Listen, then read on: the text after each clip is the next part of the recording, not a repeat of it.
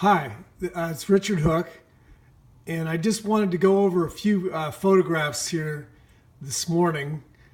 Many of them are from this book, That Day in Dallas by Richard B. Trask. It's really a great book. A lot of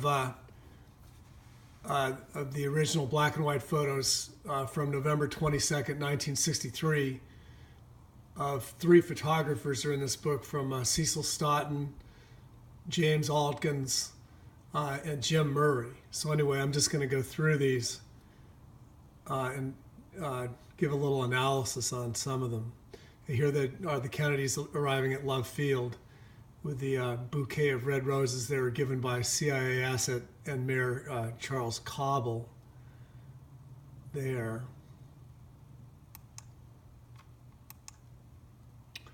Now here, this was earlier that morning at the Hotel Texas in Fort Worth when Jackie was late, 20 minutes late for the breakfast there. And then she came in through the crowd led by the Secret Service agent Clint Hill. There's Jackie there. And yeah, she was late. And we believe now it was because she was being prepped by the CIA. And she's got her hat on, and she's all ready for the assassination. And actually, this was viewed on local television networks in Dallas that morning. And the perpetrators at various places, bars, etc., watching this could see that Jackie had her hat on. That meant the assassination was a go. So Jackie was 20 minutes late, let in by Clint Hill. She'd been prepped, we believe, by David Morales of the CIA. And during this time on the telecast, while they were showing an empty seat up on the stage next to President Kennedy and Lyndon Johnson, they gave a filler explanation about the assassination of President McKinley. And so they were talking about assassinations already before anything had happened. It's kind of, well, it's more than odd that they had a filler designed for 20 minutes about assassinations, and that McKinley had been assassinated by somebody they described, soul guys who, with two shots from, they say was crazy, and the Secret Service was involved. So they're already prepping the American public that our assassinations do happen, sometimes by people, and even the Secret Service could be involved. Okay. Then Jackie arrives 20 minutes late. She's all ready to go, walking up towards the stage for the breakfast. And you notice she's already on board with Lyndon Johnson. Actually, she knew that by the end of the day, Johnson was going to be sworn in as president. And she was paying a lot of attention to him before it had even happened. Here they are leaving the Hotel Texas, going out into the limousine, Jackie and JFK. Here they are arriving at Love Field, coming down off Air Force One, Jackie in the pink suit. Here they are arriving. They've gotten the bouquet of red flowers from Mayor Cobble. And Jackie hasn't got the lamb chop puppet yet because she hasn't gone over, they haven't gone over by the fence, where at some point she was given a lamb chop puppet containing a palm pistol. But they haven't got it yet. They were just coming down off the plane. Now here they are. Here's Jackie here. And they're going over towards the fence, working their way over there. At some point, she was going to be given the puppet, the lamb chop puppet, by someone. We believe it could have possibly been George de Morenshield's wife. He was George de Morenshield's CIA handler of Lee Oswald, and also Jackie Kennedy's teenage horseback riding instructor, who was a friend of the Jackie's family. George de Morenshield may have been there with his wife Jean, but we're not sure. We believe possibly Jean de Morenshield could have given Jackie the lamb chop puppet. Now here they are Over by the fence, there's JFK shaking hands. There's Kellerman, Secret Service agent Kellerman. Here's Jackie here. Now it appears that she's got the lamb chop puppet. She's holding it there against the roses. So now she's got it there. She's holding it there. And here she is again, and she's got it. It's down here, pinned against the outside of the roses. So she's got the lamb chop puppet. She didn't have it coming off the plane. It wasn't given to her by the mayor, but it was given to her by someone on the walk or by the fence. And there's Secret Service agent Clint Hill. Which, by the way, it's extremely odd because why would anybody be given something just out of the blue like that? I mean, it could have been a bomb. It could have been anything. It's really a breach of security, but obviously the Secret Service was in the know and they let it happen. And she was given this puppet that contained a pistol.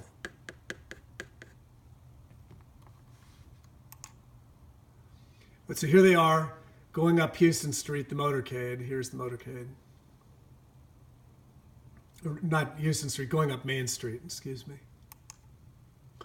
So here's after the shooting, right after the shooting, some of the photographers there and the Newman family on the grass. And actually, you can see up here behind the picket fence, there still are guys up there. You can see a couple of heads. They still are up there. They didn't leave exactly immediately. They were still up there, although nobody had run up there quite yet. And here's some of the trailing cars after the shooting. Now, I've detailed in my other videos the detail of how Jackie and Secret Service agent William Greer and Jackie shot JFK after the car was stopped from within the presidential limousine. I'm not going to cover that in this video. I've covered it extensively in other ones. But so here, the assassination has already occurred and the president has been taken under the triple underpass. But here is at Parkland Hospital, where the limo is being cleaned up, all the evidence being washed and put in a bucket, and they put the limo top on. And here's the hearse and Jackie getting into it. And they're going to take JFK in the bronze casket, but actually the bronze casket was empty, but everybody thought he was in there. And here's the bronze casket. Cecil Stoughton was already on the plane, so he's taking these pictures from within the plane of the casket being brought up by Kellerman. Now you notice now here's Jackie here, but the casket was driven over to Love Field, not by O'Neill's funeral service, but by the Secret Service transported it. The Secret Service limousine hit team of Kellerman, Greer, Clint Hill, and Jackie was always around this casket from Parkland to Air Force One at Love Field, and then actually back at Andrews Air Force Base when it was put on into a Navy hearse and taken to Bethesda. The limousine hit team was always in charge of this bronze casket because they had to make sure that nobody would open it and discover that it was empty or feel the difference in weight. So they weren't going to let the funeral homes handle the casket. See, Tippit and JFK were put in a shipping casket and loaded onto the other plane, Air Force Two, where they were worked on the trip back on by John Liggett, the CIA reconstruction expert. So there was nobody in this bronze casket on Air Force One like everybody thought. JFK wasn't in there. Here's Jackie coming up onto Air Force One, and we believe that she changed her suit. Wasn't nearly enough blood, especially on the coat. For that have been the suit that she had on when she shot the president in Z313. Here they are at the swearing in. You can see how clean the coat is. And they really, it looks oversized a little bit, like maybe it was even a size larger than the one that she had on when she came off at Love Field. But here's Lyndon Johnson being sworn in, and Jackie there to provide verification for that. They're the conspirators. She's basically posing there, telling the American people that the criminal Lyndon Johnson is okay to be sworn in, which really that was the whole plan was they assassinated the president and they got their criminal involved, sworn in, who was going to act out the agenda they wanted. That was the whole thing. Now here we are again. We got the wink here at LBJ from Albert Thomas. I believe that's who it is. And there's Lady Bird. Just pleased as punch that the whole thing has happened. And Jackie's even smiling.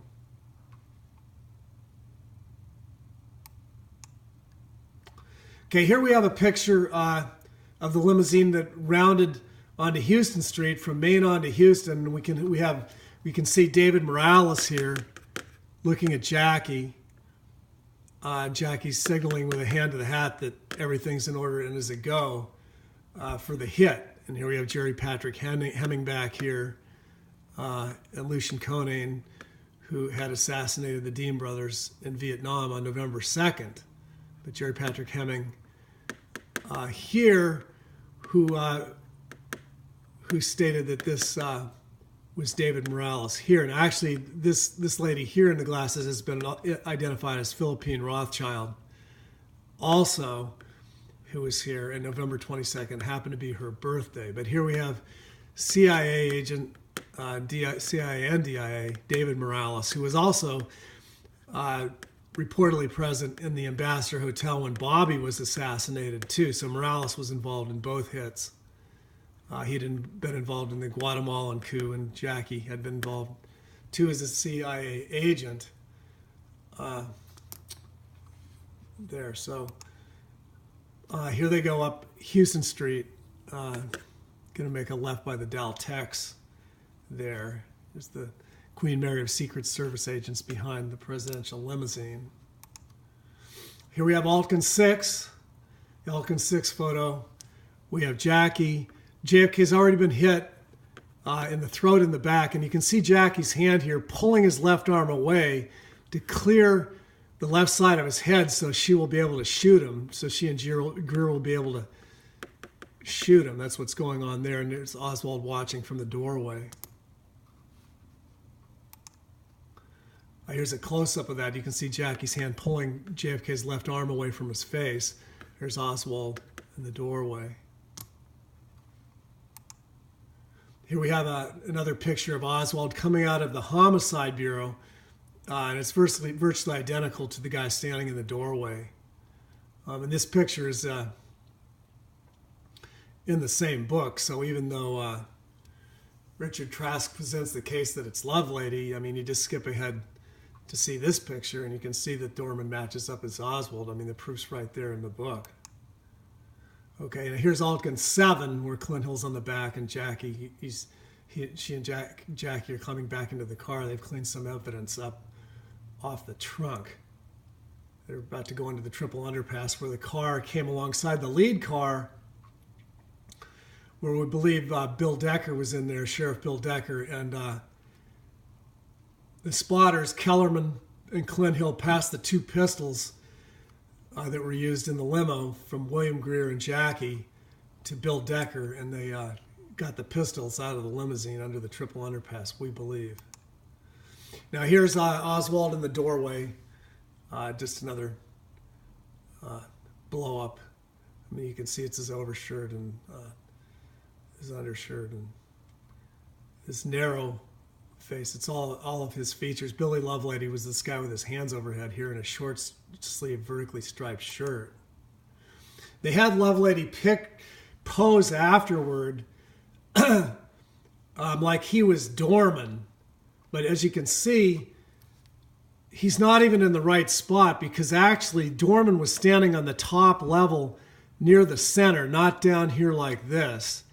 He didn't have a plaid Dorman didn't have a plaid shirt like this at all. It's not a match. And actually, Lovelady, when he was in the doorway, he didn't have this shirt on either. He was carrying it, but he had his short sleeve vertically striped shirt on at the time. But the conspirators made him pose like this so they could claim that Dorman was Lovelady, and they could continue to claim that Oswald was upstairs doing the shooting, which was totally destroyed when Oswald was photographed in the doorway by James Alkins. And here's a picture of Oswald in the doorway. There's Lovelady over here with his hands overhead. And I just showed here, this is the shirt that Lovelady had on, the vertically striped short sleeve shirt he had on. You can see it here with his hands overhead. And he had his plaid long sleeve shirt draped over his shoulder that he put on when he went out to the rail yard is what it was. But when Altkin 6 was taken, Lovelady had his short sleeve shirt on, and he posed in it when the FBI asked him to come down in the shirt that you had on in the doorway, and that's what he did. He posed in the short sleeve shirt. Then he went home and they realized, well, Dorman didn't have on a short sleeve shirt, so then they made Lovelady claim that he had on his long sleeve shirt that he put on when he went out to the rail yard, but he actually didn't have that on. And you can see from real pictures of Lovelady here that he was far too bald to be Dorman. He was bald almost 3/4 of the way back on his head. Oswald just had a little receding hair there. But Lovelady was there with his hands overhead. And here's another pic I did of identifying people in the doorway. We had Lovelady over here, Oswald here. Okay? Actually, it's not 100% that this was Jack Ruby, but it could have been. Okay? Could have been. So here's the picture of Oswald again coming out of the homicide office. This obviously was Dorman. This is like almost the photo right from the doorway. He used to stretch his undershirt out with his thumb when he was nervous, kind of hanging on it. And you can see his button loop there. I mean, I've identified features all over, and they're obvious here. In my book, The Man with the Mona Lisa Smile. But yeah, you can see his button loop there. It's Oswald. Okay, and here's where I show. So Lovelady was over here with a plaid shirt draped over his shoulders and the short sleeve vertically striped shirt that he said he was in. He went out to the rail yard, and then he came back into the doorway later with his long sleeve print shirt on. He came back in with that on. This was going back into the TSBD afterward, not during the doorway picture. So that's how that all went down. Okay, but in the doorway when this was taken, it was Oswald. There he is coming out of the homicide office. Obviously, it's the same guy in the doorway. The shirt splayed open down to the center of his chest. It wasn't Lovelady. Lovelady was over here. Lovelady was a little shorter than Oswald, and you can see that Lovelady is a little shorter. Another picture of Oswald in at the Dallas PD, showing his, well, actually you can see his Marine Corps ring and bracelet. He's just displaying that they've cuffed him. Okay, and here's a pic of the rail yard after the shooting. It's just interesting here. JFK assassination researcher Rachel White has pointed out that this is Jack Ruby here waiting by his gun-running pickup truck with a camper shell here. But this is Ruby's gun-running pickup. There's Ruby here in the back. And this Ford Falcon here very likely is the one that was used by Lee Oswald at various points. And it's parked here next to the pickup. They're at the beginning of the rail yard. So this is a big find by Rachel White. But this is the truck that, before the assassination at 11 a.m., Julianne Mercer, down by the Triple Underpass, witnessed Jack Ruby letting a shooter out by the grassy knoll with a rifle in a case, and this was the truck. This is it right here. Okay, here we have a picture afterward of the Elm Street extension, and here we have this looks like Edward Lansdale, the CIA manager of the rail yard area, coming back through here. Here we have the picture by Jim Murray by the manhole cover. You can see if the bone and brain material that came down from Jackie's shot, a clump of it here. The officer J.D. Foster, Buddy Walters, and FBI agent Robert Barrett is arriving on the scene. Here you can see him just behind there. It's 12:39 on the Hertz clock there. Here's a close-up of the bone and brain material in the grass. A big clump of it landed there. And there was a bullet, too. Enhancements on the internet, you can find them, and in my book, where the bullet it can be seen. Here's Buddy Walters examining it. Here's Robert Barrett picking it up. He picks up the bullet, put it in his pocket, and then actually he sent it into the FBI. There, when we have a document on that where he sent it to the FBI back east, but then the bullet was never seen again. But we do have a document that Barrett turned in a bullet. Here he is going down to pick it up, Robert Barrett, FBI agent. Here it is again, Buddy Walters. Okay, well, here is the enhancement. I put this in here. You can see the bullet here where he's reaching down to grab it. Okay. Here's the bone and brain material. There's some sort of African-American Army officer here, too, on the scene, possibly guarding this until FBI agent Robert Barrett arrived. I'm sure they had these people close by ready to make sure any evidence that didn't stay within the limousine wasn't picked up by the wrong people. But this big clump of bone and brain material and bullet, which was a close-range type bullet, not a rifle Carcano type bullet, could have only come from the limousine. It went up in the air and came down here by the manhole cover. It was from Jackie's shot. It couldn't have come from Greer, the limousine driver, because he shot a toxin pellet from a pneumatic gun that exploded in the president's head. So it wouldn't have been any bullet left to come down. This had to be from Jackie. Here's the African-American Army officer examining it too. I'm not sure who he was, but here's Robert Barrett here and Buddy Walters over here. Apparently there was brain material just spewed out all in this whole area of grass here, large clumps right here, but there was quite a bit of it. And there's just another, actually there was another Jim Murray photo where it shows Robert Barrett. He's got the bullet clenched in his fist and he's about to leave, and it says 12:40 at the top of the Hertz clock. And this, if this is enhanced here, you can see Oswald running to the Nash Rambler station wagon. And that's not in Richard Trask's book, That Day in Dallas, coincidentally, but there is a photo, it's in my book and on the internet, by Jim Murray that shows, blown up, shows Oswald running to the Nash Rambler station wagon at 12:40. Here he is here. You can see it's his hair and his chin. And his brown overshirt is blowing back like a parachute in the wind as he runs across the top of the grassy knoll toward the car. And here I blew it up. You can see his chin, the cleft in his chin. You can see his hair as he runs.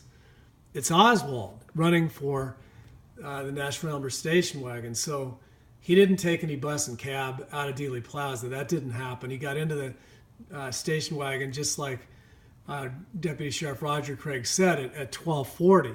And here we even have a picture of him running for the car. Okay, so he didn't take any bus and cab ride. That was all concocted baloney by CI asset attorneys to get Oswald to Oak Cliff in time so they could accuse him of the Tippett murder, but he didn't do that. He wasn't there. He drove to the Tidy Lady Laundrette and abandoned the wagon and walked to the theater. But he was not at 10th and Patton when Tippett was killed by the CIA in a premeditated murder for his corpse by Gary Marlowe and Roscoe White. Oswald wasn't even there. Here's a picture here, the TSPD and the mocked up sniper's nest where they said there was a shooter in there. They're indicating it was a kneeling shooter. But the witnesses said it was a they saw standing shooters. And here, this is where they said the sniper's nest was.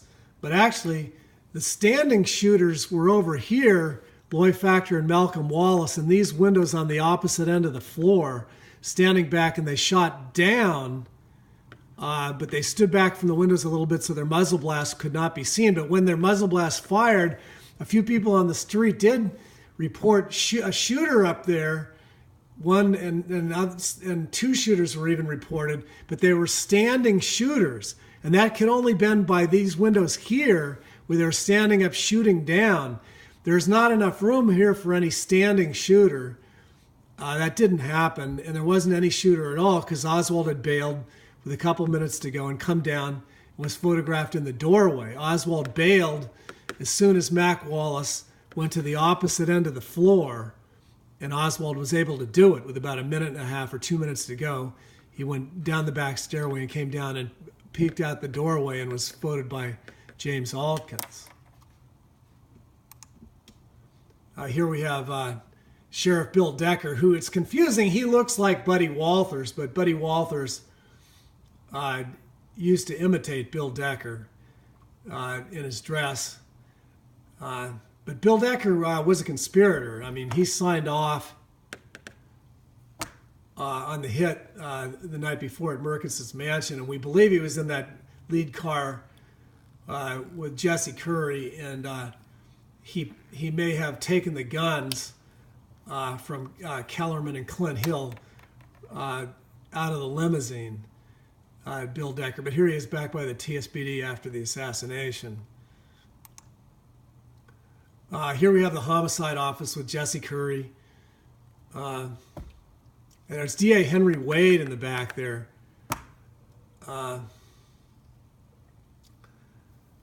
They're obviously figuring out how he's going to explain everything and get Oswald to Oak Cliff in time to be framed for the killing of Tippit. Wade's coming up with it all there. Here Jesse Curry and Oswald coming out of the homicide office again. I've shown this many times.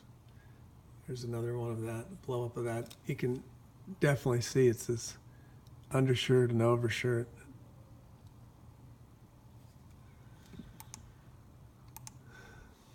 Here's a picture of Jackie Kennedy. I just wanted to show where we're virtually certain she changed her suit at Parkland Hospital to get the contaminated suit off that had deadly toxin and blood all over it. But here at the swearing in, it didn't contain any blood.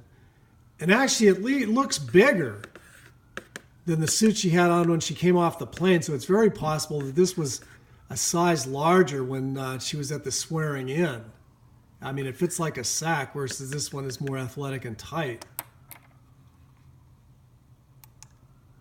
Now here, I just wanted to show that the limousine hit team guarded the bronze casket at all times. They took it from Parkland to Air Force One and back east from Air Force One when it was unloaded to Bethesda.